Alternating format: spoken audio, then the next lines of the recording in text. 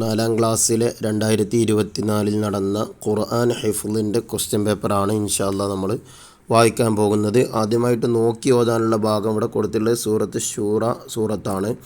അതിൽ നിന്ന് ആദ്യത്തെ 7 ആയത്തുകളാണ് അവിടെ ഓതാൻ കൊടുത്തിട്ടുള്ളത്. അത് നമ്മൾ പഠിച്ച ഭാഗങ്ങളിൽ നിന്ന് എവിടുന്നും അത് വരാം. അവിടെ ശ്രദ്ധിക്കേണ്ടത് എന്താണ്, 2, 3, 4 ക്ലാസ്സുകളിൽ പഠിച്ച തജ്വീദ് നിയമങ്ങൾ പ്രത്യേകം പരിഗണിച്ചു കൊണ്ടാണ് മാർക്ക് നൽകേണ്ടത്. അപ്പോൾ ആ നിയമങ്ങൾ നമ്മൾ പാലിച്ചുകൊണ്ടായിരിക്കണം പാരായണം ചെയ്യേണ്ടത്. 1, 2, 3, 4 ക്ലാസ്സുകളിലൊക്കെ നമ്മൾ സാക്കിന നൂൻ്റെയും തൻവീൻ്റെയും വിധികൾ, സാക്കിന മീമിൻ്റെ വിധികൾ, അതുപോലെ തന്നെ മദ്ദുകളെക്കുറിച്ച് 4ാം ക്ലാസ് പഠിക്കുന്നു. അപ്പോൾ അതൊക്കെ പരിഗണിച്ചു കൊണ്ടായിരിക്കണം നമ്മൾ നോക്കി ഓതൽ പരിഗണിക്കേണ്ടത്. ശ്രദ്ധിച്ചിട്ട് എന്ത് ചെയ്യണം, പാരായണം ചെയ്യണം. പിന്നെ ഹിഫ്ളിൻ്റെ ഭാഗത്തിലേക്ക് കടന്നാൽ നമ്മുടെ തജ്വീദുൽ ഖുർആൻ്റെ ബാക്ക് സൈഡിൽ എടുത്താൽ കാണാം, 4ാം ക്ലാസ്സിലെ 2ാം ഭാഗം തജ്വീദുൽ ഖുർആനിൻ്റെ ബാക്ക് സൈഡ് എടുത്താൽ കാണാം. അവിടെ ഹിഫ്ളിൻ്റെ ഒരുപാട് ഭാഗങ്ങൾ അവിടെ കൊടുത്തിട്ടുണ്ട്. അതാണ് നമ്മൾ പ്രത്യേകമായിട്ട് കാണാൻ പഠിക്കേണ്ടത്. അതുപോലെ തന്നെ 1ാം ഭാഗത്തിൽ കഴിഞ്ഞ് പോയ ഹിഫ്ളുകളും അതും ഒരു പക്ഷേ ചോദ്യങ്ങൾ വന്നേക്കാം, അതിൽ നിന്നും ചോദ്യങ്ങൾ വരും. അതെന്ത് ചെയ്യണം, ശ്രദ്ധിക്കണം. ഇനി നമുക്ക് വന്ന ക്വസ്റ്റ്യനുകൾ നോക്കാം. 1ാമത്തെ ആയത്തുൽ കുർസിയാണ് വന്നിട്ടുള്ളത്. അല്ലാഹു ലാ ഇലാഹ ഇല്ലാ ഹുവൽ ഹയ്യുൽ ഖയ്യൂം എന്നുള്ള ആയത്തുൽ കുർസിയാണ് വന്നിട്ടുള്ളത്. 2ാമത്തെ ആമന റസൂൽ ബിമാ ഉൻസില ഇലൈഹി സൂറത്തുൽ ബഖറയിലെ അവസാനത്തെ 2 ആയത്ത് തജ്വീദിൻ്റെ ബാക്ക് സൈഡിലുണ്ടത്. അപ്പോൾ ആമന റസൂലാണ് 2ാമത്തെ ചോദ്യം വന്നിട്ടുള്ളത്. പിന്നെ സൂറത്തുൽ അഅല സബ്ബിഹിസ്മ സൂറത്തിൽ നിന്നുള്ള 2 ചോദ്യങ്ങളാണ്. സബ്ബിഹിസ്മ റബ്ബിക്കൽ അഅല അല്ലദീ ഖലഖ ഫസവ്വ എന്ന് പറഞ്ഞിട്ട് 2 സൂറത്തുകൾ, അത് രണ്ട് ഭാഗത്തു നിന്നാണ് വന്നിട്ടുള്ളത്. ഖദ് അഫ്ലഹ മൻ തസക്ക എന്ന് പറയുന്ന ഒരു ഭാഗവും അതുപോലെ തന്നെ സബ്ബിഹിസ്മ തുടക്ക ഭാഗവും, ഇങ്ങനെ 2 ഭാഗം സബ്ബിഹിസ്മയിൽ നിന്ന് വന്നിട്ടുണ്ട്.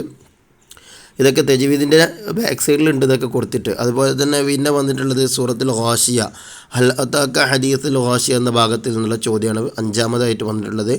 ലൈസ ലഹും ത്വആമുൻ ഇല്ലാ മിൻ ളരീഅ എന്ന് പറഞ്ഞിട്ട് ഫിഹാ ഐനുൻ ജാരിയ വരെ എന്ത് ചെയ്യണം, ഓതണം. അതിൽ നിന്ന് തന്നെ 2ാമത്തെ സൂറത്തുൽ ഗാശിയയിൽ നിന്ന് തന്നെ 2ാമത്തത് ഫദക്കിർ ഇന്നമാ അൻത മുദക്കിർ ലസ്ത അലൈഹിം ബിമുസൈത്തിർ എന്ന് പറഞ്ഞിട്ട് ഇന്ന അലൈനാ ഹിസാബഹും അതുവരെ എന്ത് ചെയ്യണം, പാരായണം ചെയ്ത് കൊടുക്കണം. പിന്നെ സൂറത്തുൽ ബഖറ നമ്മൾ ആമന റസൂലിൽ നിന്നുള്ളൊരു ഭാഗമാണ്.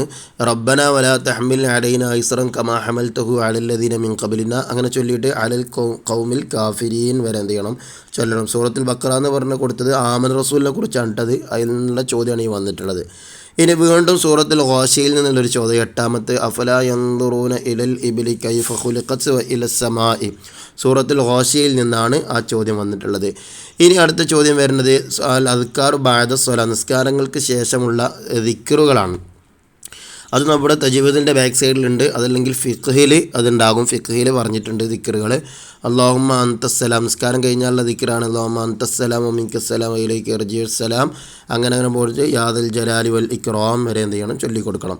അടുത്തേതാണ് അല്ലാഹുമ്മ ലാ മാനിഅ ലിമാ അഅ്തൈത വലാ മുഅ്തിയ ലിമാ മനഅത വലാ റദ്ദ ലിമാ ഖളൈത അങ്ങനെ ചൊല്ലിയിട്ട് വ ഹുസ്നി ഇബാദത്തിക്ക് വരെ, അതും നിസ്കാരത്തിന് ശേഷമുള്ള ദിക്റുകളിൽ നിന്നാണ് വന്നിട്ടുള്ളത്. അപ്പോൾ അതൊന്നും ചെയ്യുക, പ്രത്യേകം ശ്രദ്ധിക്കുക.